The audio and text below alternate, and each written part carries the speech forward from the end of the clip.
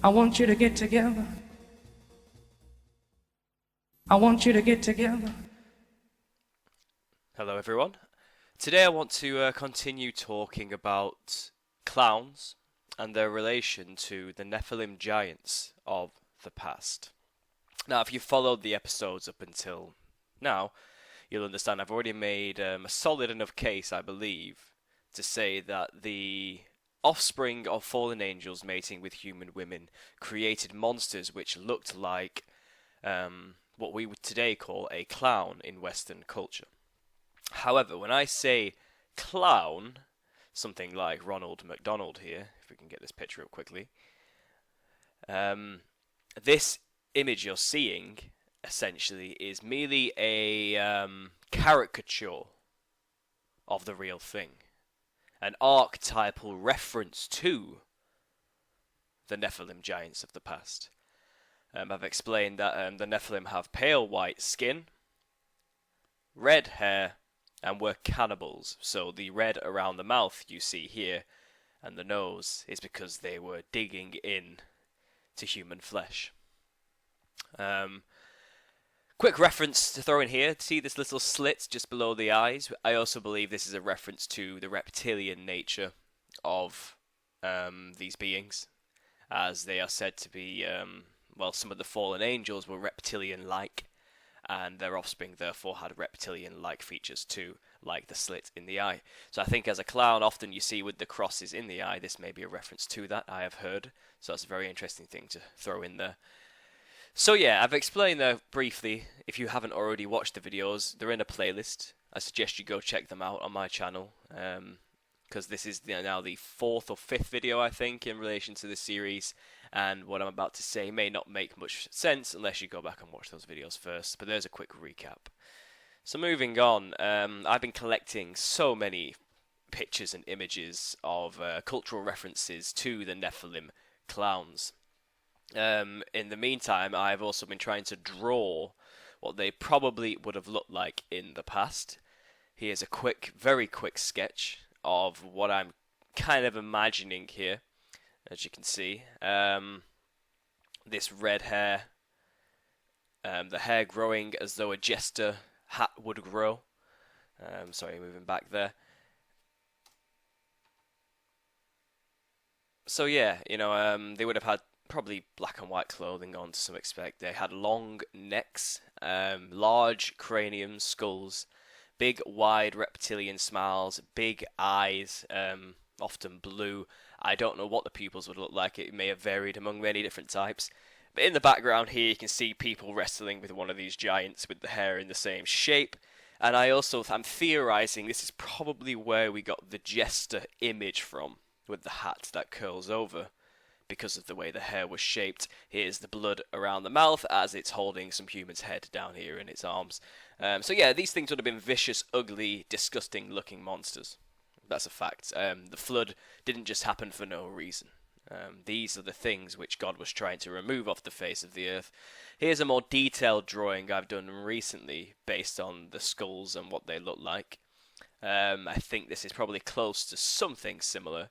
I sent an image to Gary Wayne and he suggested I move the cheekbones higher and extend the chin. So imagine that yourself, and that's probably what these things would have looked like.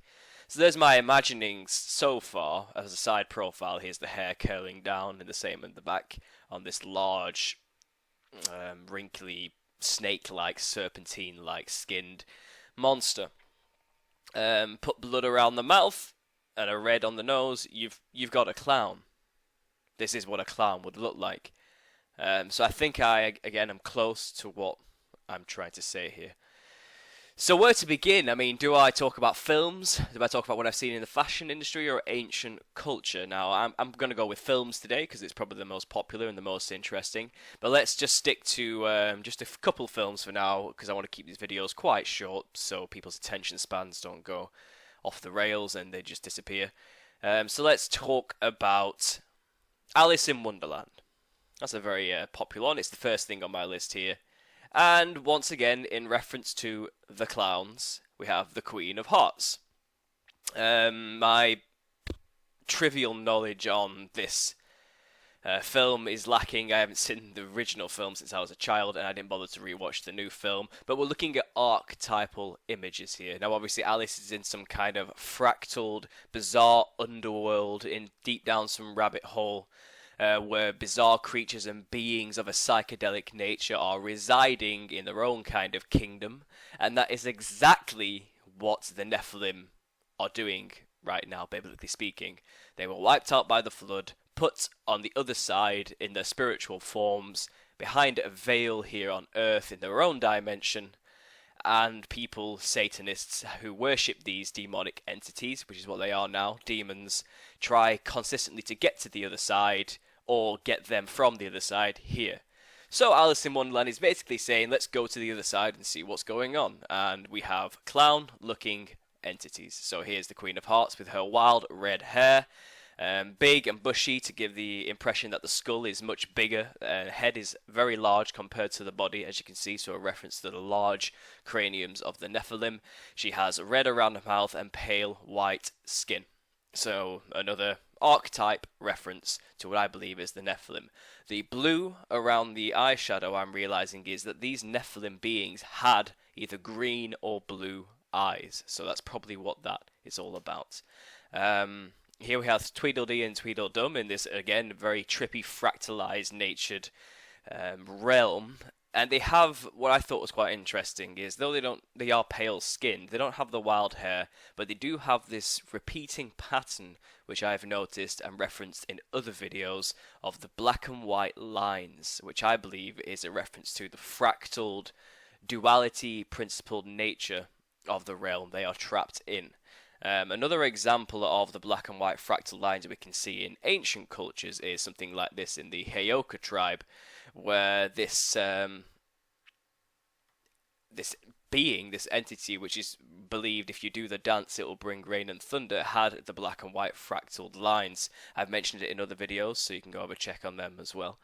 But it seems to be a reoccurring theme. Another example I saw recently was like the Hamburglar, for example. Now you could say that, oh, well, that guy's just wearing a prison's outfit, but that's the exoteric understanding they expect most people to take from the image. Esoterically speaking, the hidden message behind this is a wide-grinned, bizarre-looking entity from the other realm, represented by the black and white fractaled lines of the duality. You can see the checkerboard, but in Freemason symbology, is something similar. So we go a bit further on here. Let's get back to the films. So yeah, we have the Cheshire Cat. Again, a cat is a cat. We understand that. However, the eyes are reptilian in nature. They are green emerald blue, like I mentioned earlier. They have the slit like a serpent's would. And it has a big, wide grin like a snake as well. Now, this is, I think, a direct reference again to some of the Nephilim offspring. They also are said to be incredibly hairy creatures in some parts of the world. Not just bald or pale skinned, but just covered in hair. Think of the Sasquatch, for example, or a Yeti. So, again, we can assume they may be remnants of the offspring of the Nephilim.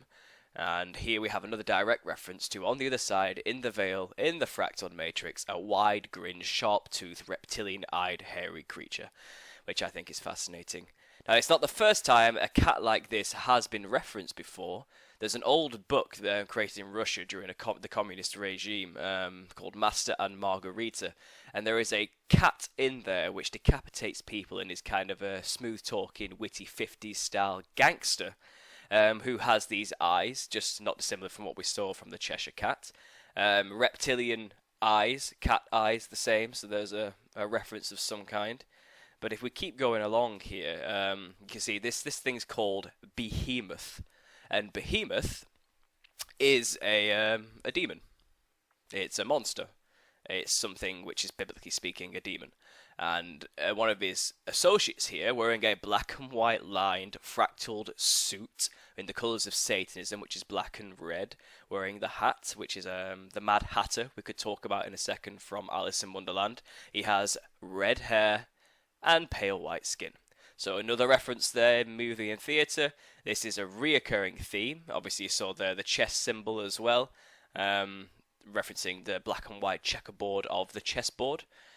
So I think that's quite fascinating, something to bring in to link into this cat symbology or the reptilian eye symbology. So obviously, we have the Mad Hatter. Not a high quality picture here, sorry, but again, it's clear to see psychedelic fractaled coloured clothing. The hat is a reference to something I'll talk about later. If you haven't already, I have a video called a demonic encounter, the Hat Man. And the Hat Man is something that many people of the world have encountered in nightmares, dreams, and visually. It seems to be a high-ordered, high-ranking demon of some kind. I don't know what it looks like underneath its cloak and hat, but maybe this is giving us a hint. It's wild red hair, like the Nephilim, pale white skin, like the Nephilim, and blood red lips, just like the cannibalistic nature that these things were. Obviously, these are caricatures. Bear that in mind. These are lesser images of a higher principle. These are drawings of the true 3D objects. This is not exactly what they would have looked like, but it's a human way of representing them. So another idea there, obviously the Mad Hatter closer up.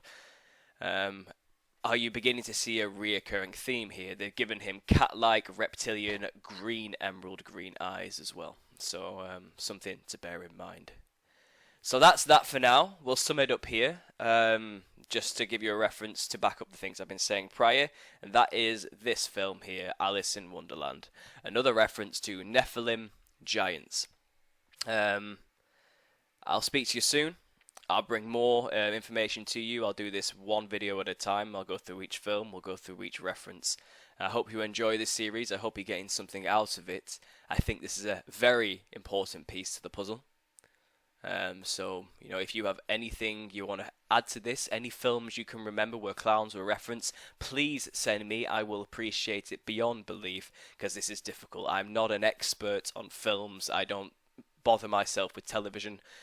So if you can bring anything to me, video games as well, any platform, whatever it is, even in art, or film, or theatre, or music, please send it to me. Thank you very much, guys. So have a good day, and God bless. Put your hands together one time. I want you to get together. I want you to get together.